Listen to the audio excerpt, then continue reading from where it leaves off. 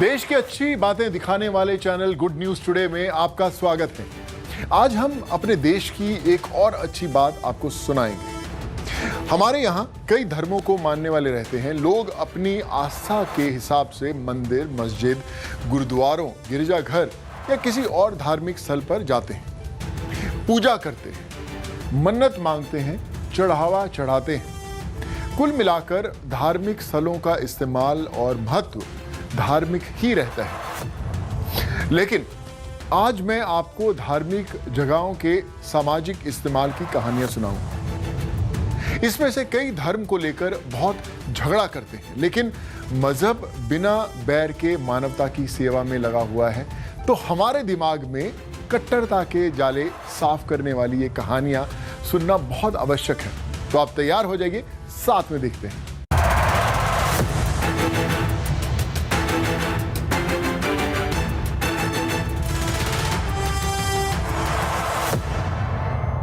मजहब नहीं सिखाता आपस में बैर करना। ये हमने ना जाने कितनी बार सुना है। धार्मिक किताबों में भी यही बात सिखाई जाती है कि प्यार से, लेकिन फिर भी तकरार होते ही रहते हैं। जानते हैं इसकी क्या वजह है?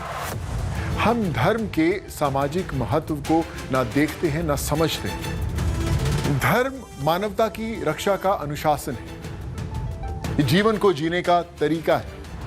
कुछ लोगों को ये बात शायद अजीब लगे, लेकिन ये सच है। सबूत चाहिए तो एक आश्रम में ले चलते हैं आपको, जिसका नाम है वात्सल्य धाम। चलते हैं।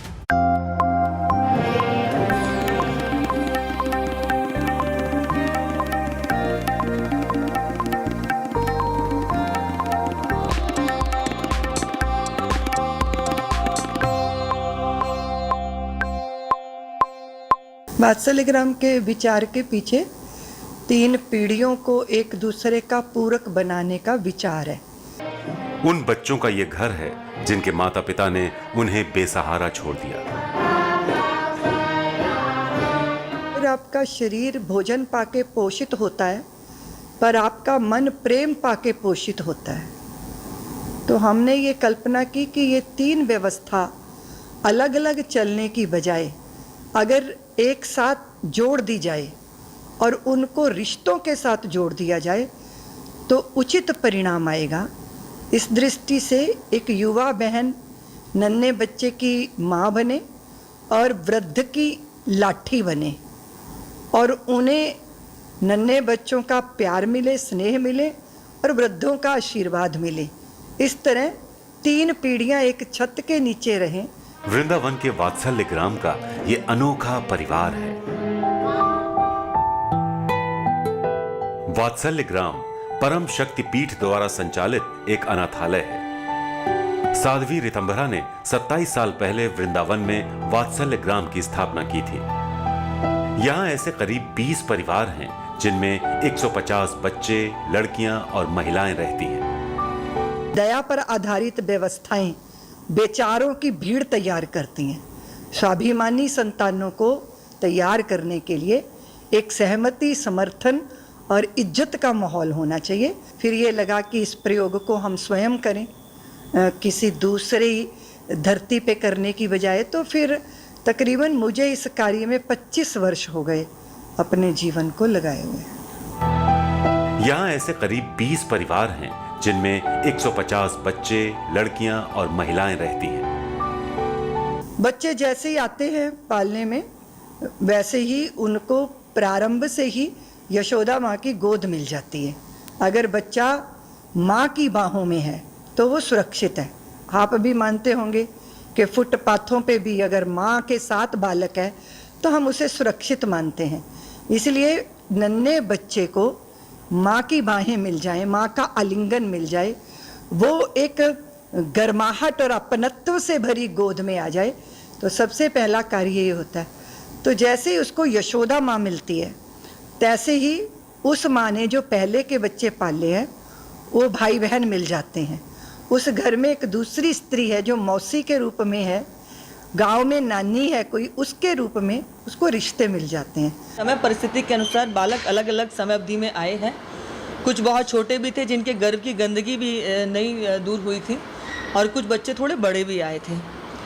इन जो पहली हमारी पीढ़ी जो बड़ी हुई, आज कोई MBBS कर रहा है, कोई BTech कर रहा है, कोई MBA कर रहा है। यहाँ माँ भी हैं, नानी भी हैं, उनकी लोरियां भी हैं और कहानियां भी हैं, क्योंकि यहाँ धर्म मानव सेवा है। उन बच्चों को संस्कार देने की अलख है जिन्हें अपनों ने ठुकरा दिया और वात्सल्य ग्राम ने इन्हें अपना लिया। ऋचा परमानंद इसी वात्सल्य ग्राम में पली बढ़ी है। ये लॉ कंप्लीट की है। मैंने 12th तक यहीं संविद गुरुकुलम में पढ़ाई की थी। उसके बाद मैं वनस्थली विद्यापीठ में मैंने अपनी लॉ पूरी कंप्लीट की, और now I am an AIB जो कि बाय काउंसिल होता है, उसकी मैं मेंबर हूँ। ऋचा ही नहीं, रेणुका भी इसी करुणा की छांव में जीवन का पाठ समझी है।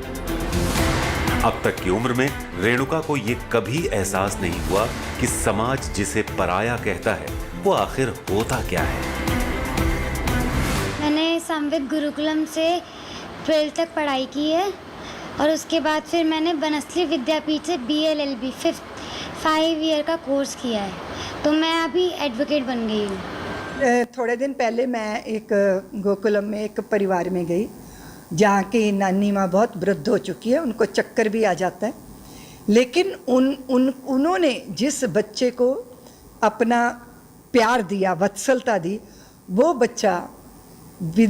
बच्चा गुड़गांव चला गया नौकरी करने के लिए। लेकिन आप आश्चर्य करेंगे कि अगर आप उस बूढ़ी नानी से कहो कि अब आप थक गई हैं, आप ईश्वर से कहो कि वो आपको अपने पास बुला लें, तो वो बड़ी सी मुस्कान के साथ कहती हैं कि दीदी माँ ऐसे कैसे होगा, जब तक मेरे ऋत्विक की शादी नहीं हो जाती तब तक मैं कहीं मरने वाली नहीं हूँ। अब आप ये देखो कि वृद्धाश्रम में बुजुर्ग मौत की इंतज़ार करते हैं, और वात्सल्य ग्राम की वृद्धाएं अपने बच्चों की विवाह शादियों की इंतज़ार करती हैं। ये फ़र्क है।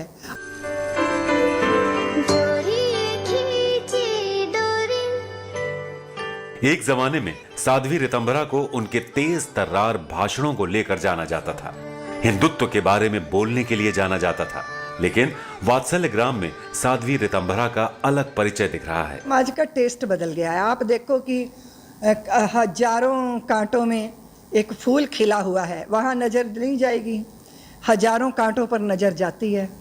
ये भी तो हो सकता है ना कि हम ये देखें कि इतने कांटों के बाद भी पुष्प खिल गया। तो जब आप देखोगे कि आसमान पे चढ़ी हुई जो चील होती है वो इतनी ऊंची चढ़ जाती है, पर जब उसकी नज़र जाएगी तो किसी कचरे में पड़े हुए मांस के टुकड़े पर ही जाएगी। समाज बनता है, धीरे धीरे बनता है, और समाज की दृष्टि भी बनती है। इसी तरह आप देखोगे कि हमारे देश के अंदर किसी के पतन का जश्न मनाने का कितना बड़ा उत्साह दिखाई देता है। कोई पतित हो गया, कोई से गलती हो गई, या उसने जानबूझकर छल किया, जो भी किया, लेकिन हजारों लाखों लोग तो हैं जो चुपचाप तप निरत हैं। सत्यवती परमानंद की आंखें भीग जाती हैं उस लम्हे को याद करते हुए जब परिवार ने उन्हें ठुकरा दिया, और यही वात्सल्य का आंगन उनका सहारा बना।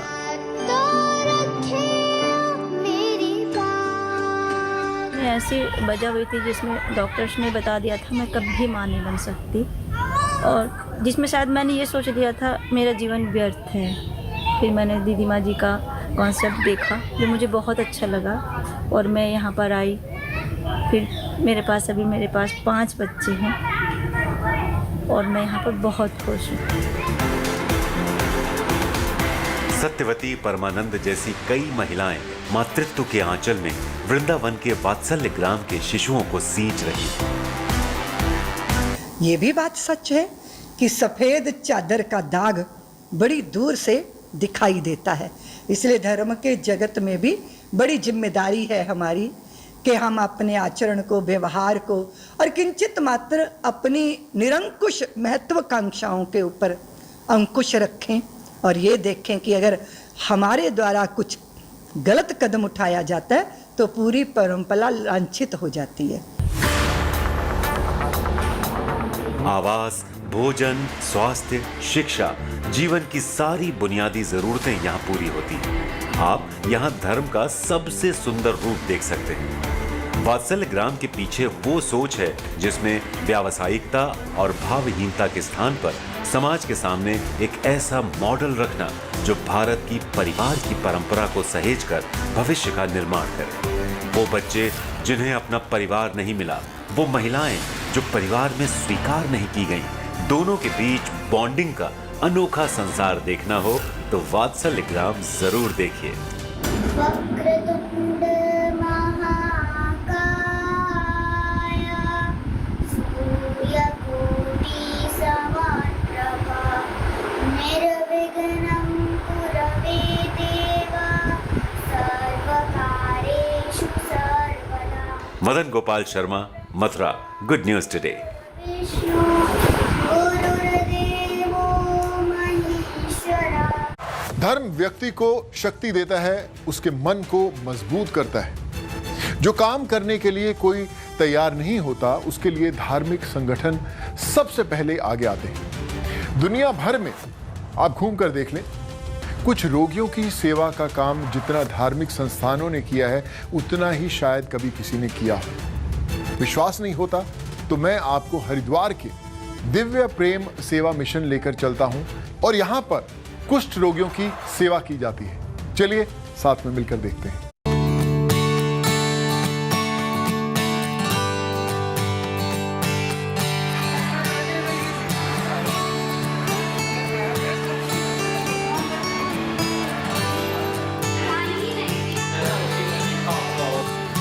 कुष्ठ रोगियों के लिए हरिद्वार का दिव्य प्रेम सेवा मिशन वरदान है। चंडीघाट के डॉक्टर आशीष गौतम के इस आश्रम में परिवार समाज से ठुकराए कुष्ठ रोगियों को नया जीवन मिलता है, उनकी सेवा होती है। हमीरपुर के रहने वाले डॉक्टर आशीष गौतम निकले थे हिमालय के लिए। रास्ते में कुष्ठ रोगियों की पीड़ा देखी तो वहीं रुक गए और यहीं से शुरू हुआ डॉक्टर आशीष के धर्म का सामाजिक सरोकार। हरिद्वार एक देश का नहीं, विश्व का प्रसिद्ध माँ गंगा के नाते तीर्थ स्थान है, हिमालय का द्वार है। इस नाते, उस आकर्षण के नाते हम भी यहाँ पर आए थे। हिमालय गए, कुछ भ्रमण किया, फिर शीतकाल आने पर नीचे आए। बस किसी से सीखा नहीं, केवल कुष्ठ रोगी को जब चंडीघाट में उनकी स्थिति परिस्थिति देखी, उनकी समस्या देखी, तो बस लगा कि अब इनके बीच रहकर इनको हमारी जरूरत है। गंगा के किनारे इस आश्रम में उस रोग का इलाज होता है जो आदमी के सिर्फ जिस्म को नहीं गलाता, बल्कि उसे भीतर से खोखला कर देता है। धर्म अगर सेवा है तो इससे बड़ी सेवा क्या होगी? सुनिए डॉक्टर आशीष की जुबानी दिव्य प्रेम सेवा मिशन शुरू करने की कहानी। स्वामी विवेकानंद जयंती 1997 से हम लोग यहाँ पर आ गए। एक शुद्ध पॉलीथीन की झुग्गी से काम आरंभ हुआ। दुर्भाग्य से अपने देश में कुष्ठ सिर्फ एक रोग नहीं, सामाजिक संवेदनहीनता का सबसे बड़ा उदाहरण। कुष्ठ रोगियों की सेवा तो दूर, लोग उनके पास जाने से भी डरते हैं और यहीं दिव्य प्रेम सेवा मिशन की भूमिका समझ आती है। कुष्ठ रोग के बारे में बड़ी भ्रांत अवधारणा है कि यह छुआछूत का रोग है, हेरिडिटी का रोग है। इस नाते से अपने हिंदू समाज के लोग उनके बीच जाते नहीं, उनके लिए काम नहीं किया। तो जब ये ध्यान में आया तो लगा कि उनके लिए एक प्रॉपर हॉस्पिटल की व्यवस्था की जाए, क्योंकि उनको खांसी भी होता है, जुकाम भी होता है, बुखार भी होता है, लेकिन शरीर में रोग प्रतिरोधक क्षमता समाप्त हो जाने के कारण से उसका असर उनके ऊपर कई गुना ज़्यादा होता है। डॉक्टर आशीष दोनों मोर्चों पर लड़ रहे हैं, कुष्ठ रोगियों के लिए जरूरी सुविधाएं मुहैया कराने के लिए और कुष्ठ रोगियों के प्रति जमाने की सोच बदलने के लिए भी। इसलिए एक तरफ जागरूकता अभियान चलाते हैं तो दूसरी तरफ कुष्ठ रोगियों के लिए स्पेशल अस्पताल खोलते हैं। और हरिद्वार का जो चंडीघाट का इलाका है, यहाँ पर गंगा के किनारे बड़ी मात्रा में कुष्ठ रोगी और स्लम्स के लोग रहते हैं, जिनके बीच में हम लोगों ने खासकर कुष्ठ रोगियों के बीच में, क्योंकि उनको भोजन तो देश भर में से लोग आते हैं तो उपलब्ध हो जाता है, लेकिन चिकित्सा उपलब्ध नहीं हो पाती है। तो इस नाते से क्या है कि उनके लिए एक प्रॉपर उनको दवा मिल जाए, उनके बैंडेज हो जाए, उनको पट्टी हो जाए, इस नाते से इस पूरे काम को शुरू किया। समस्या सिर्फ कुष्ठ रोगियों की नहीं है, समस्या इन रोगियों के बच्चों के भविष्य को लेकर भी है। डॉक्टर आशीष गौतम ने इसका भी उपाय किया। आज 200 बच्चे दिव्य प्रेम सेवा मिशन की ओर से चलाए जा रहे प्रदीप वाटिका छात्रावास में रहते हैं। दिव्य भारत शिक्षा मंदिर में पढ़ाई करते हैं। कई तो यहीं से पढ़े और अब यहीं सेवा भी कर रहे हैं। मैं सन 2000 में आ गया था। 2000 में आ गया था, फिर यहाँ तो सारे लेप्रोसी रहते थे वही, तो मेरा भी एडमिशन यहाँ हुआ और मैं पढ़ा यहाँ। और फिर यहीं से मतलब भैया लोगों ने पढ़ाया, संजय भैया बड़े भैया ने, मतलब बच्चे की तरह बिल्कुल। और फिर उनको देख के उन्होंने इतना अच्छा काम कर रहे थे भैया, तो मन में अपने, तो फिर भैया ने मुझे हॉस्पिटल व्यवस्था दी, उसी मैंने JNM किया है नर्सिंग, और उसी में मैं हॉस्पिटल देखता हूँ। अच्छा लगता है, बढ़िया। मैं 12th तक इसका कैंपस है दिव्य वंदे मातरम कुंज, वहाँ 12th तक पढ़ाई किया हूँ। फिर 12th के बाद अब मैं डिप्लोमा फार्मेसी कर रहा हूँ फर्स्ट ईयर गुरुकुल कांगड़ी विश्वविद्यालय में। और पढ़ाई के साथ साथ मैं चिकित्सालय में सेवा करता हूँ। जो पेशेंट आते हैं उनको पर्ची कटवाना, दवाई देना, मैं जैसा डॉक्टर जी बोलते हैं उस हिसाब से करता हूँ। नेशनल हेल्थ पोर्टल पर हमें एक डेटा मिला जिसमें वर्ल्ड हेल्थ ऑर्गेनाइजेशन की एक रिपोर्ट का जिक्र है, जिसके मुताबिक 2016 में पूरी दुनिया में 2,16,108 नए कुष्ठ रोग के केस दर्ज किए गए। इस पोर्टल पर भारत में कुष्ठ रोगियों का आंकड़ा दिया गया है, जिसके मुताबिक 2016-17 में पूरे देश में 1,35,485 नए केस सामने आए, जबकि 2017 में 88,166 नए केस सामने आए। ऐसे में हरिद्वार के दिव्य प्रेम सेवा मिशन की अहमियत क्या है आप समझ सकते हैं। मानव को मानव से जोड़ने वाला धागा बस प्रेम का है, और इसी प्रेम की गंगा हरिद्वार के इस कुष्ठ आश्रम में बहती है। Mudit Agarwal, Haridwar, good news today. आपने अक्सर मिड डे मील का नाम सुना होगा। स्कूलों में बच्चों को रोकने और उनकी संख्या बढ़ाने के लिए सरकार स्कूलों में खाने और नाश्ते का इंतजाम करती है। इससे बच्चों का पोषण बढ़ता है और पढ़ाई के लिए इंसेंटिव भी रहता है। देश विदेश में भगवान श्री कृष्ण के संदेश का प्रचार करने वाली धार्मिक संस्था है इस्कॉन। इस्कॉन का एक विंग है अक्षय पात्र। इसके जरिए स्कूली बच्चों के भोजन का इंतजाम किया जाता है। कई सरकारों ने स्कूलों में बच्चों को सही खाना देने के लिए अक्षय पात्र को चुना है। इसके पीछे सोच ये है कि धार्मिक संस्थान से जुड़े लोग बच्चों के भोजन में करप्शन नहीं मिलाएंगे, उसकी पवित्रता और क्वालिटी का खास ध्यान रखेंगे। यानी धर्म गुणवत्ता के चौकीदार का भी काम करता है।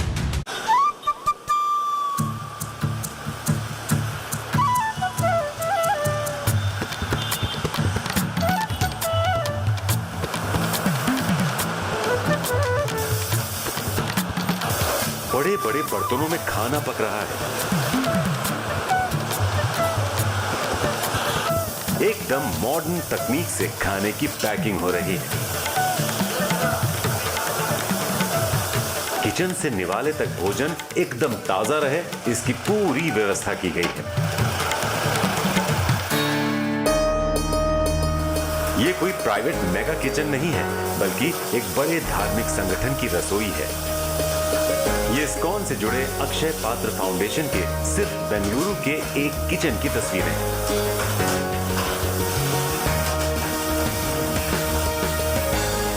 जबकि ऐसे 58 किचन हैं, जिसमें रोजाना करीब 18 लाख बच्चों का मिड डे मील तैयार होता है। स्कूलों में दोपहर के वक्त सरकार की तरफ से बच्चों को दिया जाने वाला मुफ्त खाना। कृष्ण भक्ति के लिए प्रसिद्ध इस्कॉन से जुड़ा अक्षय पात्र संगठन कर्नाटक में, गुजरात में, राजस्थान में, छत्तीसगढ़ में, असम जैसे कुल 12 राज्यों और 2 केंद्र शासित प्रदेशों में अक्षय पात्र स्कूली बच्चों को मिड डे मील मुहैया कराता है। अक्षय पात्र का जो प्रोसेस है काफ़ी हाइजीनिक होता है, बिकॉज हम लोग बच्चों से डील करते हैं, खाना है पका हुआ खाना, तो सेंट्रल किचन में खाना बनता है। करीबन प्री कोविड टाइम में हम लोग एक किचन जो करीबन 100,000 या 1 लाख बच्चों को खाना देता है, उसमें करीबन 5 टन पल्सेस, 7 टन ग्रेन्स और फ्यू टन्स ऑफ डेयरी हर रोज यूज होता है। और 58 किचन से अक्षय पात्रा के, ये सारे किचन अगर आप देखोगे तो करीबन 400 टन फूड रॉ मटेरियल हर रोज यूज करते हैं हम अक्षय पात्रा में। और इसको सेंट्रली किचन में बनाया जाता है और बच्चों को इंसुलेटेड व्हीकल्स में हर रोज गर्म खाना पहुंचता है मिड डे मील के तहत। इतने बड़े पैमाने पर खाने की व्यवस्था करना कोई साधारण काम नहीं है। चुनौतियां कई होती हैं, बावजूद इसके अक्षय पात्र ने जब से बच्चों को खाना खिलाना शुरू किया है तब से तादाद बढ़ती ही जा रही है। अक्षय पात्रा जो है बेंगलुरु से शुरू हुआ था, जो सिलिकॉन वैली ऑफ ईस्ट बोल सकते हो आप। कर्नाटका में करीबन हम लोग 5 लाख बच्चों को खाना देते हैं। उसके बाद गुजरात में देते हैं, राजस्थान में देते हैं, उत्तर प्रदेश में देते हैं, असम में देते हैं, छत्तीसगढ़ में देते हैं, ऐसे काफ़ी स्टेट्स में देते हैं। करीबन 12 स्टेट्स में देते हैं और 2 यूनियन टेरिटरीज में देते हैं। और 15 किचन अंडर कंस्ट्रक्शन है। इनकी क्षमता जो है अगर पूरी तरीके से यूटिलाइज किया जाए तो करीबन 4 लाख बच्चों को और खाना दे सकते हैं अक्षय पात्रा में। अभी बिना ये किचन के बनाए हुए अक्षय पात्रा की जो इंस्टॉल कैपेसिटी है वो करीबन 22 लाख बच्चों की है। एक शिफ्ट में 22 लाख बच्चों को हर रोज खाना दे सकते हैं। इतनी बड़ी संख्या में रोजाना भोजन की व्यवस्था जानते हैं अक्षय पात्र फाउंडेशन कहां से करता है? इस्कॉन के भक्तों से। दुनिया भर में फैले कृष्ण भक्त अक्षय पात्र के लिए फंड देते हैं। करीबन 200 कृष्ण भक्त हर रोज जुड़े हुए हैं अक्षय पात्र में। वो फंड रेजिंग में मदद करते हैं, ऑपरेशन में मदद करते हैं एंड उन्होंने बहुत बड़ा योगदान दिया अक्षय पात्रा के ग्रोथ में। उसके बाद प्रोफेशनल्स आए, इनिशियल्स में काफ़ी योगदान दिया, अभी भी काफ़ी करते हैं डिवोटीज अक्षय पात्रा का। तो हमारा जो स्ट्रेंथ है डिवोटीज और प्रोफेशनल मिल के काम करते हैं। हालांकि अक्षय पात्र अब इस्कॉन से अलग एक स्वायत्त इकाई है, लेकिन जब शुरुआत हुई थी उसकी कहानी अक्षय पात्र के सीईओ श्रीधर वेंकट से सुनिए। इसका जो विजन है, no child in India will be deprived of education because of hunger. हम लोगों ने सन 2000 में शुरू किया था अक्षय पात्रा को और इसके इंस्पिरेशन जो है स्वामी श्रीला प्रभुपाद है, जो फाउंडर आचार्य है international Institute of Krishna consciousness के। अक्षय पात्रा जो है प्री कोविड टाइम में करीबन 18 लाख बच्चों को हर रोज खाना देता है स्कूल में, गवर्नमेंट स्कूल्स में। और हम एक पब्लिक प्राइवेट पार्टनरशिप है with central government and various state governments. भूख शिक्षा की राह में सबसे बड़ा रोड़ा है। गरीबी समाज का सबसे बड़ा कीटाणु है जो देश के भविष्य को ही खोखला कर देता है। बच्चे पढ़ेंगे नहीं तो देश बढ़ेगा कैसे? स्वामी प्रभुपाद ने जहां जहां मंदिर बनवाए वहां के 10 किलोमीटर के रेडियस में यह तय किया कि कोई बच्चा भूखा ना रहे। अक्षय पात्रा इनिशिएटिव शुरू किया था। As you know, International Institute of Krishna consciousness के जो आचार्य है, फाउंडर आचार्य स्वामी श्रीला प्रभुपाद है, वो सन 1972 में मायापुर में उन्होंने एक बहुत बड़ा मंदिर बनाया था। 70वें दशक में मायापुर में एक बहुत बड़ा कृष्ण का मंदिर बनाया था उन्होंने। तो मंदिर बनाने के बाद जब कृष्ण का मंदिर बनता है तो लोगों को फीस दिया जाता है, जो लोग भी आते हैं वहाँ मंदिर में। तो स्वामी प्रभुपाद ने बहुत बड़ा फीस का ऑर्गेनाइज किया था। तो लोगों ने भरपेट फीस खाया और फीस जो था वो प्लैंटन लीव्स में था, केले के पत्तों में था। तो फीस होने के बाद प्रभुपाद अपने आश्रम में रेस्ट ले रहे थे, अपने अपार्टमेंट में थे। तो उन्होंने बच्चों के रोने की आवाज़ उनको सुनाई दी। तो उन्होंने अपने अपार्टमेंट का विंडो जब खोला तब देखा कि स्ट्रीट के जो बच्चे हैं वो कुत्तों से झगड़ रहे हैं खाने के लिए। तो उनके आंखों से आंसू आ गए। उन्होंने बोला, आज हमने परम पिता को यहाँ बुलाया है, सुप्रीम फादर को बुलाया है, कृष्ण को। और जब पिताजी होते हैं कहीं पे भी, उनके बच्चे कभी भूखे नहीं जाते हैं। तो तब आचार्य श्रीला प्रभुपाद ने ये मैंडेट दिया कि वो जो भी मंदिर बनाएंगे वहाँ पे एक 10 माइल रेडियस में कोई भूखा न जाए, स्पेशली बच्चे। बच्चे कभी भूखे न जाएं। दुनिया भर में कृष्ण भक्तों का एक रंग इस्कॉन वाला भी है। खूबसूरत मंदिरों में विराजने वाले श्री कृष्ण की आराधना में रत भक्त ही भूखे बच्चों को खाना भी खिला रहे हैं। अक्षय पात्रा का निर्माण 2000 में हुआ, स्थापना 2000 में हुआ, और जब 2000 में हम लोगों ने शुरू किया था अक्षय पात्रा प्रोग्राम, तभी खाली 5 बच्चे और 5 स्कूल और 1500 बच्चे हर रोज खाना जाता था इस्कॉन मंदिर से। इस्कॉन से अक्षय पात्रा की शुरुआत हुई थी, पर अभी ये सेपरेट लीगल एंटिटी है। पर हम लोग मिशनरीज और जो कृष्ण के डिवोटीज है और अक्षय पात्रा के प्रोफेशनल्स है, हम लोग साथ मिलकर काम करते हैं। करीबन 6000 लोग काम करते हैं अक्षय पात्रा में, 58 किचन्स है। धर्म बेहद निजी मामला होता है। धर्म की यही निष्ठा जब दायरा बढ़ाती है तो सामाजिक सरोकार बन जाती है। अक्षय पात्र यही कर रहा है, क्योंकि अक्षय पात्र के लिए बच्चे भगवान का ही रूप होते हैं। मधु आर के साथ Shiva Murthy, Bengaluru, good news today.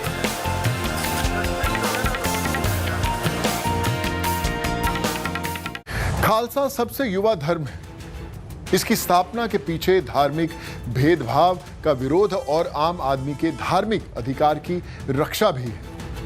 लेकिन इस धर्म में सेवा, प्रेम और समानता का एक संदेश भी है। त्याग और समर्पण का भाव भी है।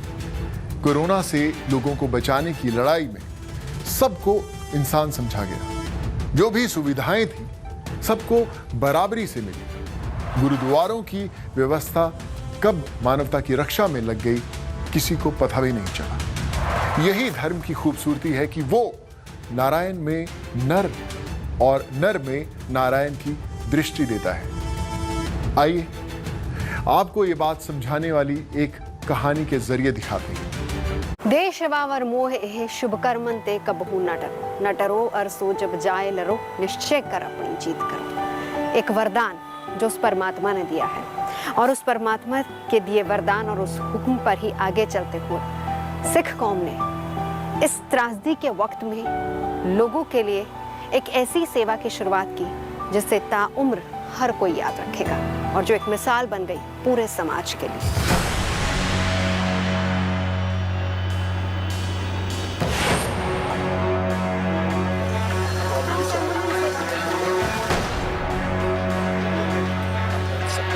एक बच्ची मेरे को फ़ोन करती है कि अंकल मेरे पापा की डेथ हो गई है, कहीं संस्कार की जगह नहीं मिल रही है। तो मैंने कहा बेटा हम एम्बुलेंस भेज देते हैं, और थोड़ी देर बाद वो बच्ची मेरे पास आ जाती है, मेरे सामने बैठ जाती है, और मैं कहता हूँ बेटा एम्बुलेंस ले जाओ, तो कहती नहीं मैं तो पापा की डेड बॉडी अपनी कार में लेके आ गई हूँ। 40 से 50 संस्कार हम रोज कराते थे। बस ऐसा ही समय था जब कोरोना की सेकेंड वेव स्टार्ट हुई और ऑक्सीजन का कमी हमारे दिल्ली एनसीआर में आनी शुरू हुई।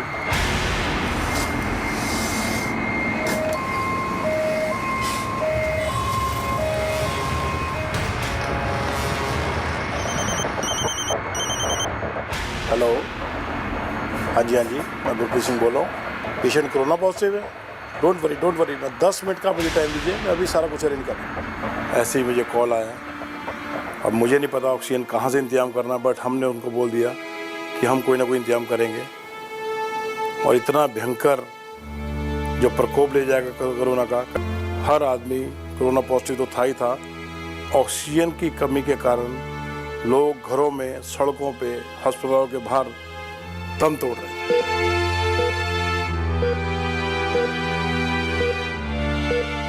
मेरा रिएक्शन ये था कि ये पता नहीं रमी बाजी ने कैसे सोचा, इतनी बड़ी बात सोच ली कि बिना मेडिकल के हम रोड पे इतना ऑक्सीजन दे देंगे। मैंने उनसे कहा कि बहुत अच्छा सोच है, आप एक बार प्लान करें, अगर हमारे पास सुविधा हो सकती है, क्योंकि ऑक्सीजन के लिए उस वक्त बहुत ज़्यादा दिक्कतें हो रही थी। इन्होंने बोला आप सिर्फ प्लान करो, आप ये देखो कि दे सकते हैं या नहीं दे सकते हैं। अगर हम दे सकते हैं तो हम अरेंज कर लेंगे।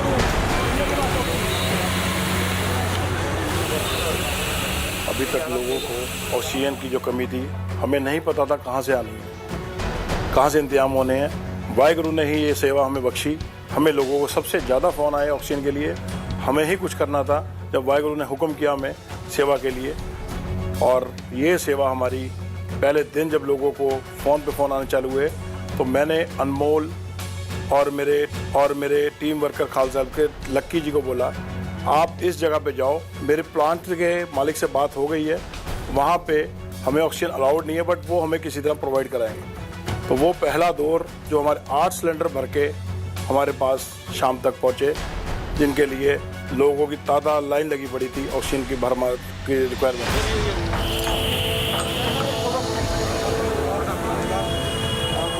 तकरीबन 5 बजे का टाइम था जब यहाँ पे लोगों के फ़ोन ऑक्सीजन के लिए आ रहे थे कि हमारे लोग, हमारे रिश्तेदार, हमारे जान पहचान के लोग ऑक्सीजन की कमी के कारण दम तोड़ रहे हैं। वो ऑक्सीजन को भरते वहाँ पे गाड़ी जाते कम से कम 5 से 6 घंटे लग गए।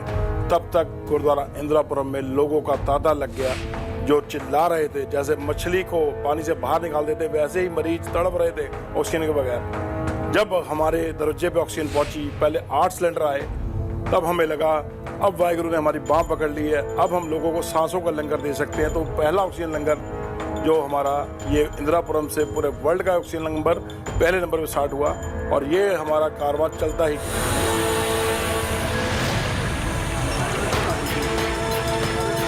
कोरोना काल में पहले दिन में मेरे को रमी पाजी की फ़ोन आई, कह रहे कि अनमोल मेरा मन कर रहा है कि ऑक्सीजन सिलेंडर भरवाने का। तो मैंने कहा पाजी कहाँ से प्रोवाइड कराओगे सिलेंडर? कह रहे कोई दिक्कत नहीं, तू गुरुद्वारे आ, मत्था टेक और स्टार्ट हो जा, कोई दिक्कत नहीं। गाजियाबाद जा, मेरे फ्रेंड की फैक्ट्री है, वहाँ से भरवा के लेके आ खाली सिलेंडर में 8 सिलेंडर उनकी फैक्ट्री में पड़े हुए थे, वो लेके आया।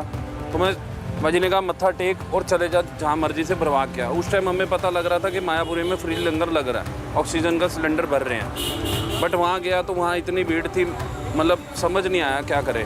फिर किसी ने बताया कि नारायणा में इंडस्ट्रियल एरिया में वहाँ पे भर रहे हैं। तो वहाँ पे 8 सिलेंडर में दोपहर को गया था 2 बजे के करीब, 10:30 बजे रात को मैं आया वहाँ से।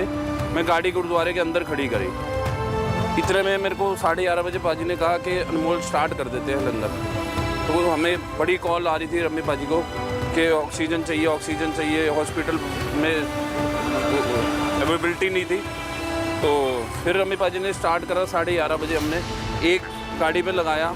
तो उसमें हमारी एक गुनीत सिंह है उनका बेटा, तो उसने वीडियो करी वायरल कि उसमें ग्रुप में डाली, तो ग्रुप में इतनी शेयर हुई कि सवेरे से तो गाड़ी ही भर गई। सर जिसको बिल्कुल लेवल सही है, फिट है, वो किसी और को दे दे अपनी जगह। ये सुबह 4-4:30 बजे के आसपास आते थे। फिर उस टाइम वहाँ पर बेटा होता था तो इन्हें थोड़ा हौसला रहता था कि कोई दिक्कत होगी तो वो इनको कॉल कर देगा। उसके बाद आना, बस आधा घंटा रेस्ट भी नहीं करना, नहाना। उसके बाद मैं इनका फ़ोन आना तो ये इन्होंने चले जाना, मैं इनका फ़ोन साइड में रख देती थी कि जिससे मैं अटेंड कर लूँ, अगर नीड होगी तो इन्हें बता दूँगी और चले जाएंगे। लेकिन फिर भी ये नहीं रुकते थे, मेरा फ़ोन कहाँ है, ढूंढ ढांड के बात करके दोबारा ऐसे ही मतलब अपना फ्रेश हुए और चले गए। घर पे रुकते ही नहीं थे, इनका मन ही नहीं लगता था कि घर पे, क्योंकि इन्हें वहाँ की टेंशन रहती थी कि पेशेंट्स आएंगे, उनको कोई नीड ना हो, उनकी मतलब उनकी परेशानियों की सोच में ही दिमाग चलाते थे अपने।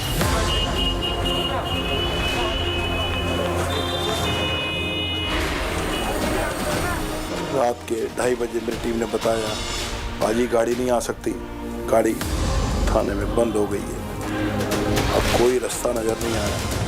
तब बड़ी मुश्किल वहाँ पे कांटेक्ट करके वहाँ के डीआईजी साहब से बात करके उनको बताया कि इस गाड़ी का छूटना बहुत ज़रूरी है, कई लोगों की ज़िंदगियों से हाथ धोना पड़ जाएगा, उनके परिवार वालों को, उनके रिश्तेदारों से, अपने घर वालों से। तो वो गाड़ी पूरी रात में छोड़ी, सुबह 6 बजे जाके मैंने उस गाड़ी को रिलीज़ किया।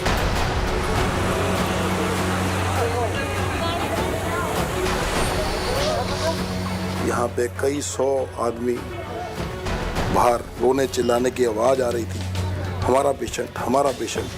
अब उनको मैं क्या बताता कि जिस उम्मीद में हमने वो गाड़ी मंगाई थी, वो गाड़ी पूरी रात थाने में बंद रही। अब वो सुबह निकलने के लिए निकली वहाँ से, अब उसको पहुँचने में 5 से 6 घंटे चाहिए।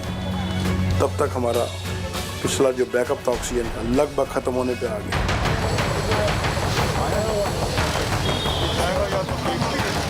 टाइम पे एक तो मैं खुद कोरोना पॉजिटिव हो गया था, ऊपर से ये 4 फ़ोन हैं, 2 तो हमारे इसमें से हेल्पलाइन नंबर है जो कंटिन्यूसली बज रहे थे, कोई टाइम नहीं देख रहे थे, सब रात को सुबह हर टाइम 24 आवर्स ये फ़ोन बज रहे थे।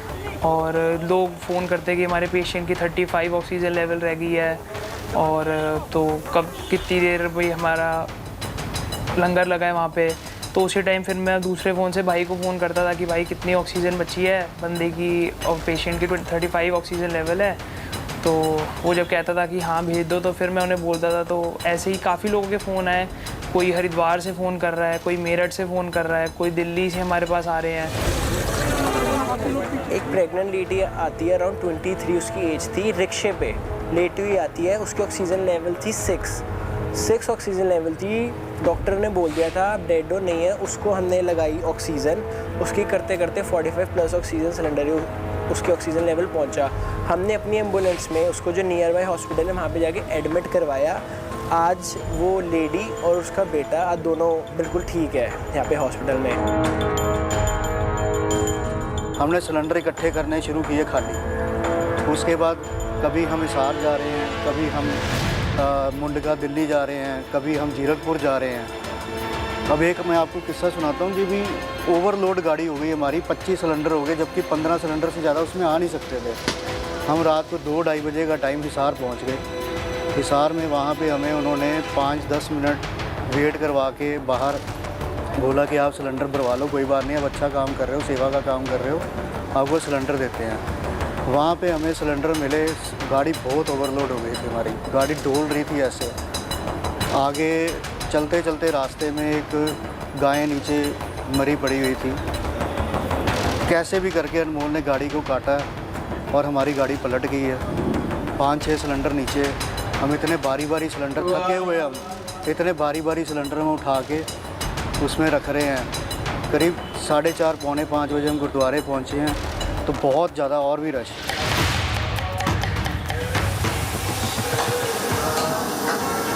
इसमें ऐसे लोग भी थे जिनके पास राशन नहीं था, उनको राशन देते थे हम।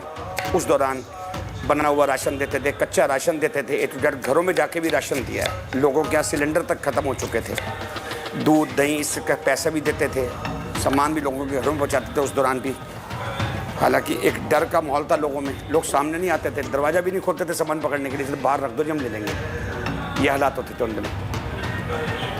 मतलब वो आप समझ लीजिए कि जो 25 दिन गुजरे हैं ना, हम उसका बयान नहीं कर सकते कुछ, उसे सोच के आंखों में आंसू आ जाते हैं उस चीज़ में। मैक्सिमम करीब हमने 15,000 पैकेट तैयार किए जो लास्ट कोरोना में, क्योंकि उस वक्त खाने का ज़्यादा था, उस वक्त खाने का ही चल रहा था, क्योंकि यहाँ से सारे मजदूरों के रेले जा रहे थे, उन लोगों को देना।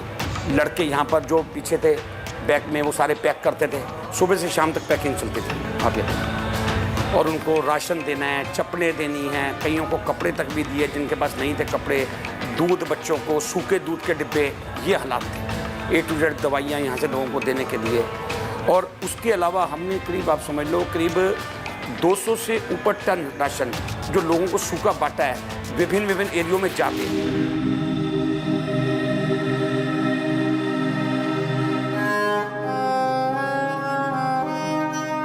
मैं कैसे भूल सकता हूँ, ये वही जगह है जहाँ 12 दिन पहले शादी होके एक बच्ची हाथ में चूड़ा पहना हुआ है और लाश को लेके परिवार वाले बाहर खड़े हैं, 3 लोग, और मुझे कहते शंटी जी इस बच्ची का संस्कार करा दो। उस समय 80 नंबर वेटिंग चल रहा था उनका। उस परिवार की उस बच्ची को जिसकी 12 दिन शादी को हुए थे, मेहंदी लगी हुई थी हाथों में, मैं नहीं भूल सकता वो हादसा। और यहाँ पे मैंने अपने हाथों से संस्कार किया। आपदा किसे कहते हैं, आपदा होती क्या है, शमशान घाट की ये दीवारें बयां कर पाएंगी, क्योंकि एक दिन में 150 से ज्यादा लोगों के शवों का अंतिम संस्कार यहाँ पर हो रहा था। वो दौर जब अपने साथ छोड़ गए थे, उस दौर में इन लोगों ने उनके अपनों को मुखाग्नि दी। सांसें देने से लेकर अंतिम संस्कार तक की जिम्मेदारी इन्हीं लोगों ने निभाई। ऐसी कमाल की कहानियां, ऐसी कमाल की प्रेरणा देने वाली और बहुत सारी कहानियां आऊंगा आपके पास एक छोटे से ब्रेक के बाद, कहीं जाइएगा मत।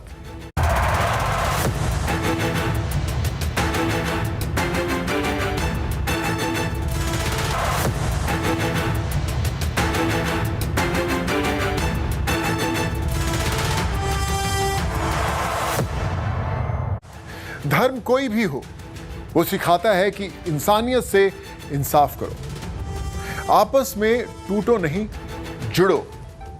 हम आपको हैदराबाद लेके चलते हैं। वहां आपको जो कहानी देखने और सुनने को मिलेगी वो धर्म के प्रति एक खास स्टीरियोटाइप को तोड़ती है।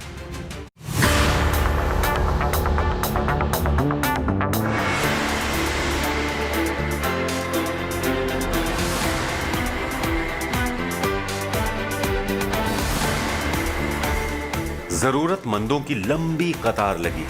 किसी को खांसी की दवा चाहिए, किसी को बुखार की दवा चाहिए, किसी को पेट दर्द की, लेकिन आर्थिक तंगी है। तो हैदराबाद के मुस्तबा अस्करी का दरवाजा हर किसी के लिए खुला है, क्योंकि यहाँ मजहब नहीं देखा जाता।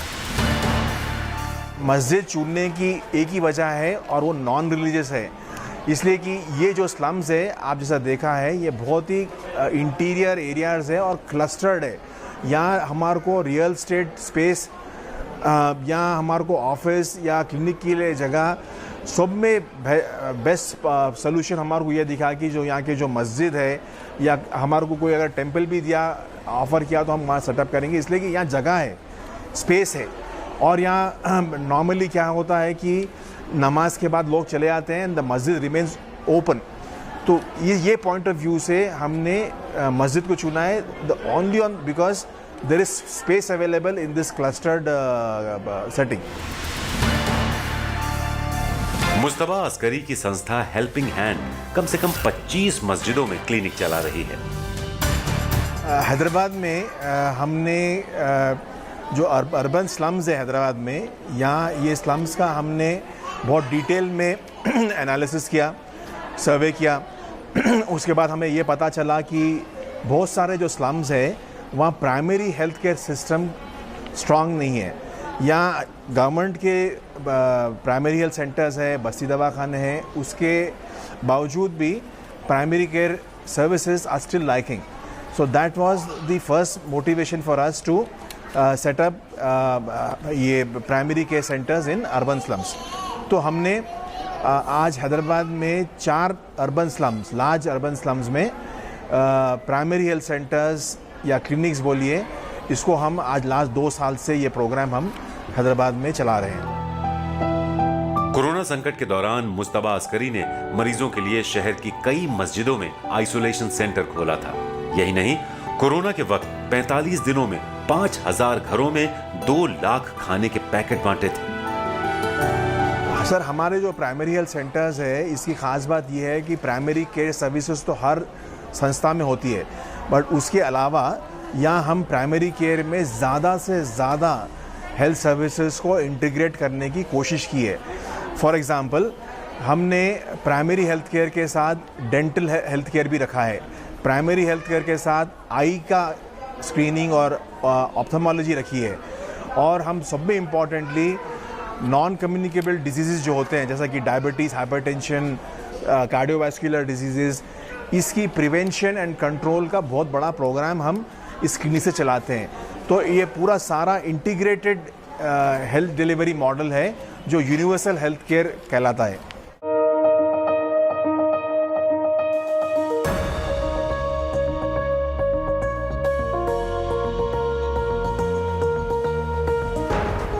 इससे पहले भी हेल्पिंग हैंड फाउंडेशन ने प्रतियोगी परीक्षाओं में बैठने वाले मुस्लिम छात्रों के लिए कोचिंग और पुस्तकालय खोलने से लेकर मुस्लिम महिलाओं के लिए जिम और योग केंद्र खोले। हमारे 4 क्लिनिक्स में आज हम अप्रॉक्सीमेटली 1.4 to 1.5 लाख पेशेंट्स को फ्री ट्रीटमेंट हर साल इस क्लिनिक्स के थ्रू दे रहे हैं।